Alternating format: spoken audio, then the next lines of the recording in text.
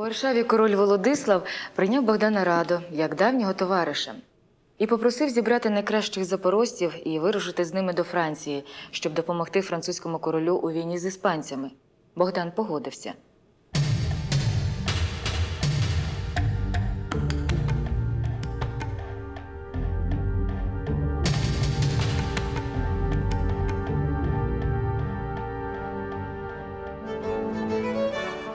Майже рік знаменитий маршал Конде вів облогу при Рокруа. З прибуттям козаків справи французів пішли жвавіше. І невдовзі козаки, застосувавши підкопи та невідому раніше французам тактику при штурмі, допомогли отримати перемогу над іспанцями.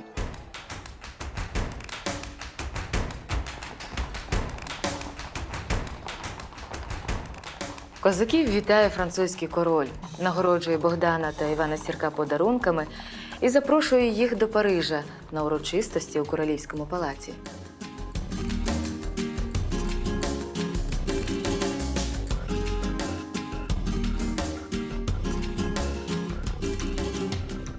Сповнений надій, в ореолі слави, Хмельницький повертається в Україну. А тут батьківщина стогнала від свавілля польської шляхти, яка повсюди відбирала кращі ґрунти, порушуючи права українців і надані їм свободи. Невдовзі у краї вибухнули козацькі бунти. Бут, Тарас Трясило, Остряниця. Повстання були жорстоко придушені, а самих ватажків було страчено. Учасників виловлювали по всій Україні. Хмельницький, який був учасником майже кожного повстання, якимось дивом уникав викриття, бо діяв настільки обережно, що неможливо було його спіймати. Навколишня шляхта сичала від підозри, але, не маючи твердих доказів, мусила миритися з королівським улюбленцем. А Богдан у цей час господарює у Суботові. За кілька років Богданової відсутності тут багато чого змінилося. Діти повиростали, а дружина хворіла, так і не встаючи на ноги, і все господарство лягло на плечі Ганни Золотаренко. Вона теж змінилася за ці 2 роки. Це була молода, струнка козачка, в якій уже дуже сильно нуртувала жіноча суть. Богдан бачив, що діти її люблять, дружина довіряє, а челядь слухається, і він був дуже вдячний їй за все. Вечорами уся сім'я та слуги збиралися у великій вітальні і слухали Богданові оповіді про далекі краї.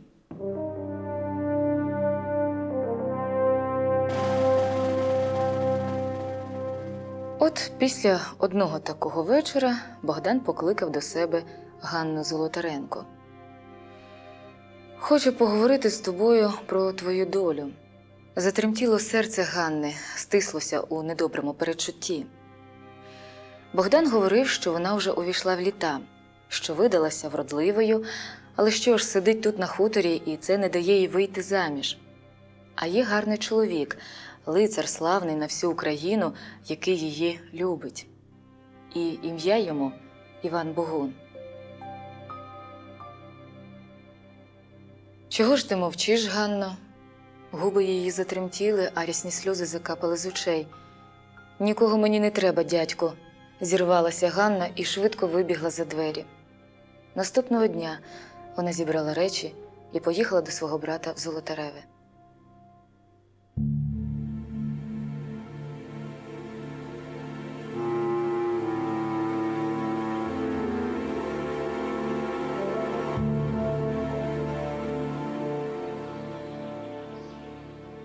Однієї ночі наснився Богданові сон, ніби він заблукав у темному лісі і не може вибратися з кущів густого терену. Аж ось спалахує світло, і з'являється молода вродлива дівчина, яка звільняє його від пут і виводить на світлу галявину. Сон як сон, але він чомусь дуже схвилював Богдана.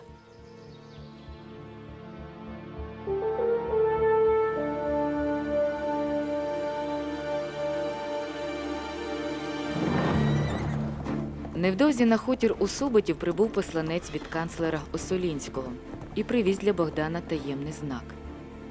А суть цього знаку полягала в тому, що на той час між королем Володиславом і польським сеймом були дуже напружені стосунки. І король фактично був безправним монархом на троні, якому давалися права головнокомандувача тільки під час війни. От і повинні були запорожці зробити морську вилазку на Туреччину, напасти на торгові кораблі, щоб Туреччина у відповідь розпочала війну проти Речі Посполитої. А щоб Сейм не запідозрив короля у змові проти шляхетських прав, Володислав діяв через канцлера Оссолінського. Хмельницького ж вибрали як людину надійну, хоробру і як таку, що користувалася авторитетом на Запорозькій Січі.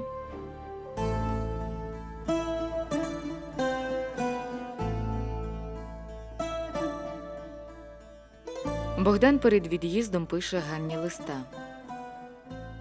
«Люба нашому серцю горличко, не привів мене Бог побачитися з тобою і з дорогим нашому серцю братом твоїм.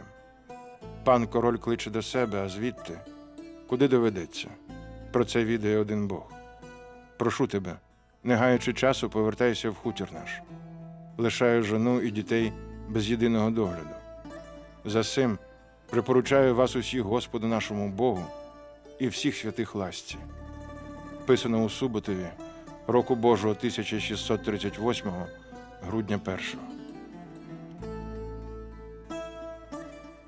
Поїхав. Куди, наскільки, сам не знає. Вона не побачить його. В одну мить їй стало зрозуміло, чому її образили слова Богдана і чому охопила її тепер така смертельна туга. Жовтий папір вислизнув з її рук. «Хай буде так», – промайнуло в її голові. «Твою руку, Господи, бачу в усьому».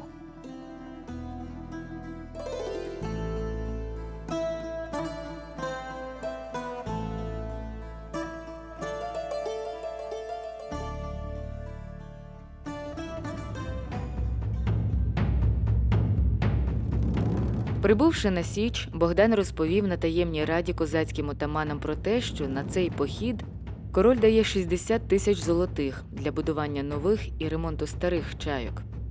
На той час кошовим отаманом усієї Січі був 1,5 кожуха.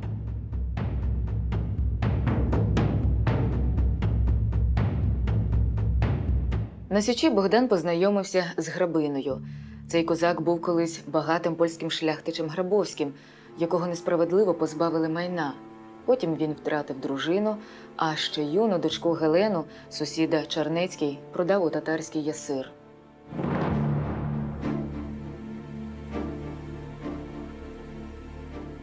Грабина дуже хотів піти з Богданом у похід в надії визволити з полону дочку, та несподівано він захворів на вогневицю. І тоді покликав до себе Богдана. «На матір Божу, на святого Бога, молю тебе, не пропусти кафи. Послухай, побратиме, я тобі довіряюсь, я із знатної шляхти. В мене є дочка, ангел небесний. Я серцем чую, що моя Геленка там, у кафі». Того ж вечора Грабовський помер. Перед походом зійшлися ватажки на останню раду. Вирішено було, що кошовий отаман 1,5 кожуха з Максимом Кривоносом підуть степом понад Кримом до Ізмаїла. Наказний отаман Небаба з невеликою частиною козаків залишились на Січі. А Хмельницький з армадою чайок вийшов Дніпром у Чорне море.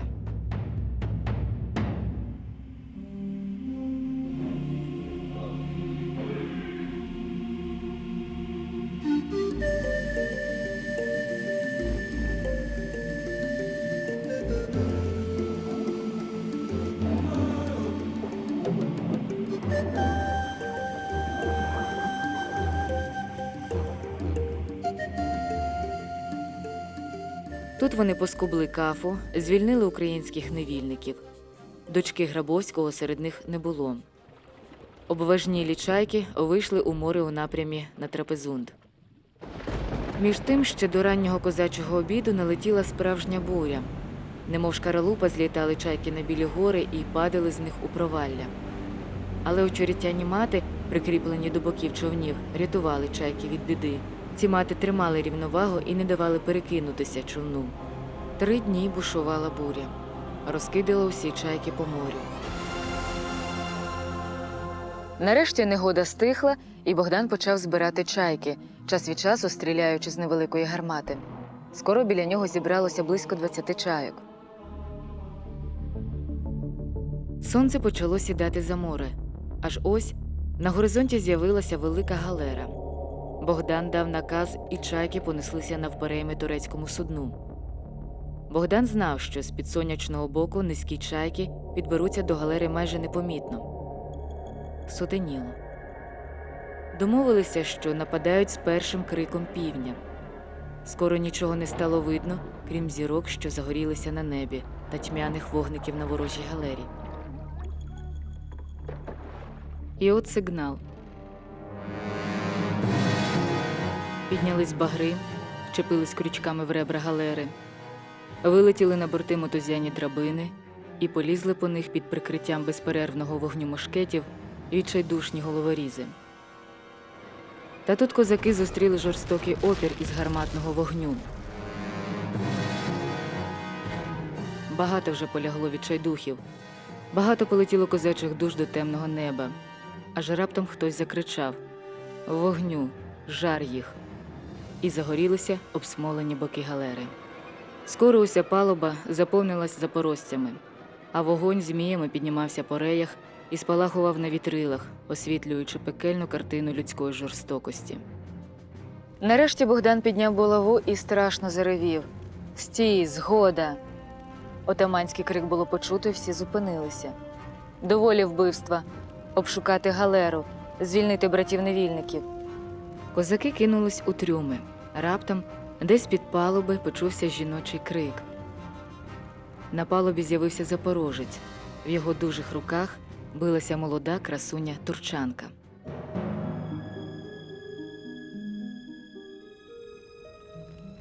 Богдан глянув на неї і впізнав дівчину зі свого сну.